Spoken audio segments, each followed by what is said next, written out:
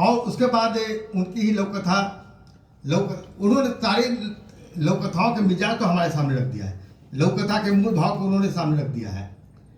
2-3 बार यह रचना पढ़ने को हमें विवश करते हैं। उनकी 2 पंक्तियों में लिखी गई लोककथा पीडोफिलिया 2 हमारे खलील जिब्रान की रचना की याद दिलाई जाती है, जिनकी अधिकांश रचनाएं 2-4 लाइन में खत्म हो जाती है।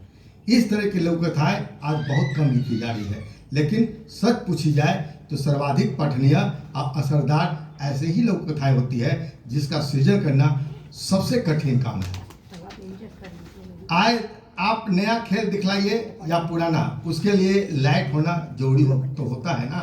अपनी बातों को अभिव्यक्त करने के लिए कोई ना कोई माध्यम तो होना ही चाहिए, वरना सारा तमाशा बेकार है। इन बातों को इस लोककथा में बहुत ही शिद्दत के साथ रखी गई है। तृष्णा बसाक की तीसरी रचना पढ़ाइए, मोमबत्तियों का शहर। इस संदर्भ में मैं कहना चाहूँगा, पहले इनकी बात में आपके रख दूँ लोककथा के बारे में, कि तृष्णा बसाक की जो तीसरी रचना है मोमबत्तियों का शहर, पूरी तरह से एक कहानी का प्लॉट है, लघु कथा का नहीं। काल दोष से शिकार यह रचना लघु कथा के आकार में डालने का असफल प्रयास किया गया है। लघु कथा कई घटनाओं को एक साथ लेकर नहीं चलती, बल्कि एक दिन में एक घटना को लेकर अब बहुत कम पात्रों के साथ वह शुरू भी होती है और अंत भी होती है। निश्चित तौर पर यह रचना बहुत एक अच्छी कहानी बन सकती है और इस पर एक अच्छी कहानी लिखनी भी चाहिए। मोमबत्तियों का आकर्षण किस प्रकार दैहिक शोषण की दरिंदगी का एहसास करा जाती है, इसे रचनाकार ने बहुत ही बेहतर तरीके से इस रचना में प्रस्तुत किया है।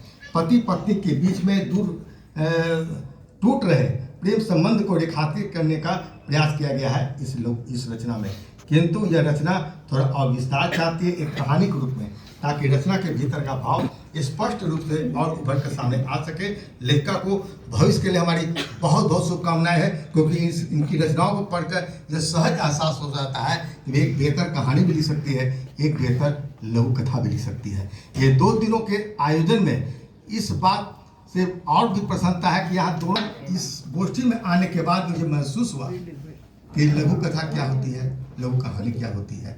इस अंतर को जो समझे, यह इस सम्मेलन की बहुत बड़ी उपलब्धि है। इसलिए मैं यह मानकर चलता हूँ कि कोई भी गोष्ठी हो या सम्मेलन हो, वो सबसे पहले रचनाकार का एक पाठशाला होता है और हमें उस पाठशाला से कुछ सीखनी चाहिए और सीख कर हमें और बेहतर रचना करने की कोशिश करनी चाहिए। इन बातों के साथ मैं आपसे विदा लेना चाहूँगा। बहुत बहुत धन्यवाद।